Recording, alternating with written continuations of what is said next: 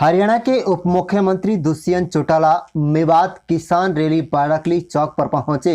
बता दें, आने वाले 5 वर्षों में आईएमटी रोज का मेव प्रदेश का सबसे खुशहाल आईएमटी होगा। इसके अलावा आईएमटी रोज का मेव में हाल ही में 3 करोड़ रुपए प्रति एकड़ के हिसाब से जमीन दी गई है। दुनिया की सबसे बड़ी बैटरी बनाने वाली कंपनी एपीएल को तकरीबन 160-170 एकड़ भूमि सरकार द्वारा दी गई है, जिसमें आने वाले 1 साल में 3500 करोड़ रुपए कंपनी द्वारा खर्च किए जाएंगे और 4 साल में तकरीबन 7000 करोड़ की राशि खर्च होगी। इतना ही नहीं, इस फैक्ट्री में 1500 लोगों को रोजगार के अवसर भी प्रदान होंगे। उक्त व्यक्ति हरियाणा के उप मुख्यमंत्री दुष्यंत चौटाला ने मेवात की राजधानी बाराकली चौक पर आयोजित किसान रैली को संबोधित करने के बाद पत्रकारों से बातचीत के दौरान कहे। उप मुख्यमंत्री दुष्यंत चौटाला ने कहा कि इसके अलावा उनकी सरकार ने राज्य के 75% युवाओं को निजी फैक्ट्रियों में नौकरी के लिए कानून बनाया है। इतना ही नहीं, विश्वकर्मा यूनिवर्सिटी द्वारा युवाओं को स्किल में हुनरमंद बनाया जाएगा ताकि यहाँ के बच्चे भी तेजी से रोजगार प्राप्त कर सकें। उन्होंने कहा कि हाल ही में सरकार ने बीसीए को पंचायत चुनाव में 8% आरक्षण दिया है। साथ ही 50% सीटें महिलाओं के लिए आरक्षित किए हैं।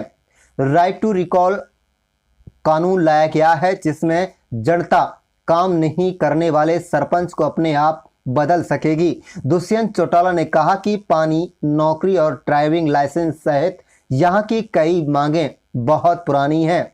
इस जिले को पिछड़े नहीं दिया जाएगा। बैकवर्ड से इस जिले को फॉरवर्ड मिलाने का काम उनकी सरकार करेगी। आप देख रहे हैं नुहू मेवात से लियाकत अली की रिपोर्ट।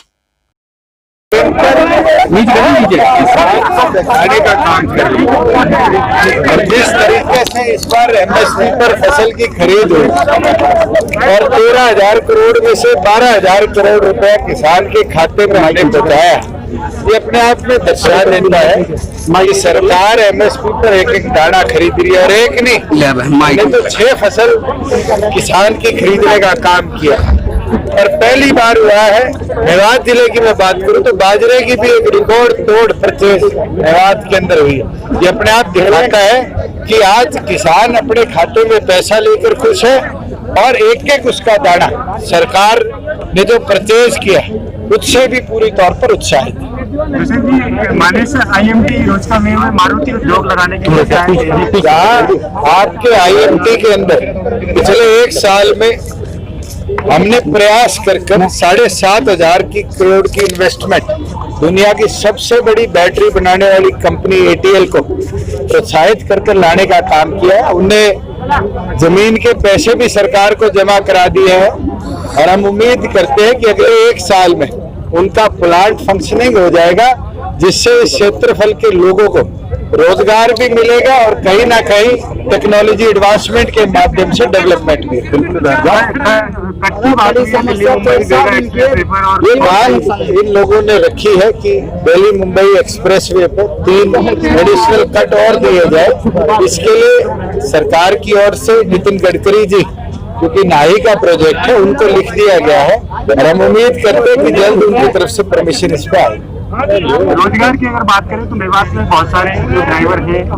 मैं तो ये वादा कर सकता हूँ कि जहाँ आज रोजगार के अंदर मेवात पिछड़ा हुआ, इस आईएमटी को डेवलप कर हम इसको बैकवर्ड नहीं, रोजगार के माध्यम से फॉरवर्ड डिस्ट्रिक्ट्स में कन्वर्ट करने का काम करेंगे। इसकी category block C, block D की हो जाए, बी और ए इंडस्ट्रियलाइजेशन में लाने का काम करेंगे कि मेवात के पढ़े लिखे शिक्षित युवा के हाथ में सक्षम रोजगार हम दे। बाजरे की खरीद फिलहाल रुकी हुई है, रजिस्ट्रेशन जो है पिछली बार से 2 गुना ज्यादा 3,09,000 मेट्रिक टन की बजाय 7.5 लाख मेट्रिक टन बाजरा हरियाणा